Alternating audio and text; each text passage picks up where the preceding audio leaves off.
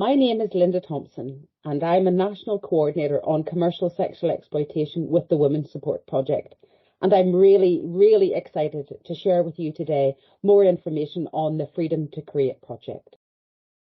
The Freedom to Create project was a multi-agency partnership to look at creative and safe ways for women who were involved in the criminal justice system to explore kind of key themes in their life related to choice, consent and control, and linking that with women's experiences as they had shared in the Inside Outside project. The idea was that we wanted to find artistic means and methods that women would be able to really easily access. But bear in mind, we obviously were working with women who were living inside Court and Vale. So in terms of their access to facilities, resources, materials, tools, etc., was really very limited. And inside outside, we'd used photography. Now that wasn't going to be possible inside a prison.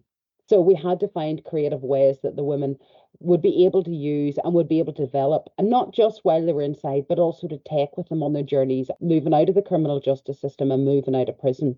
In Court and Vale, what we did is we installed a mini installation of the inside outside artworks, and actually some of the women in Court and Vale helped and supported me to install that. And then we opened up the exhibition really for the women to come along and see in their times. And then we facilitated information sessions for the women around the key themes: choice, consent, control, what were women's rights, and when were those rights eroded under those themes. And then we had commissioned and used the funding to identify 2 artists who were experts around using really innovative ways to use the print medium as a way to articulate stories. We also had to do some information and work with the artists so that they understood the themes before they started to engage with the women. What became really apparent in that process was that obviously whenever you create safe spaces for women, then women will start to talk about their lives and talk about their backgrounds. So not only were the artists there, we also had a really good connection and pathway for the women into existing services that came into the prison at that time. Not only that, we had a worker, Sally, who came along with me. Sally's from Roots Out and is very skilled and experienced at working with women who are involved in selling or exchanging sex. She has worked with women who have been in Court and Vale for prostitution and other related offences. Whilst the women were working and quietly working, at times that's when conversations would bubble up. So every Friday, Sally and I would be then available for a time after those sessions if the women wanted to pick up, and they did.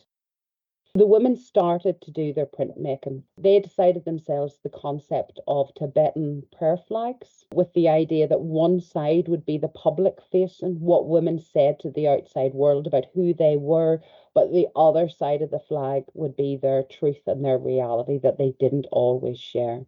As you can imagine, the women come up with incredibly beautiful, very personal pieces, but incredibly moving, and in many ways very sad for the women, because there was a lot of trauma, there was a lot of violence, there was a lot of darkness and negativity, but equally what came out was women's strength, women's resilience, their qualities, and also their hopes for their future.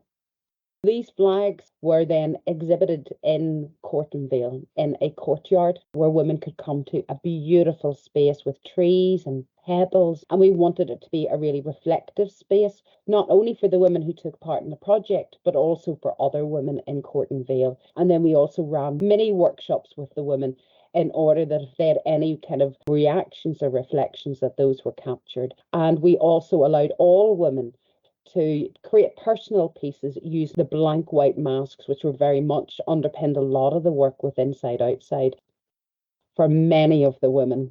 If you say to them that you're going to do something artistic, very often people's first reaction was, but I was rubbish at art at school.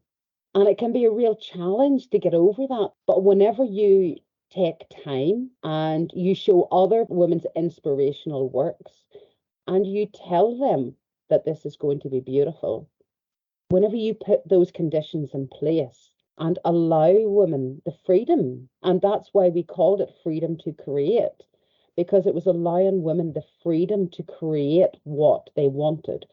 So that main takeaway is if you give women chances like this, they will use this opportunity in a really creative way for their own stories that we then have the privilege of hearing and the privilege of learning from.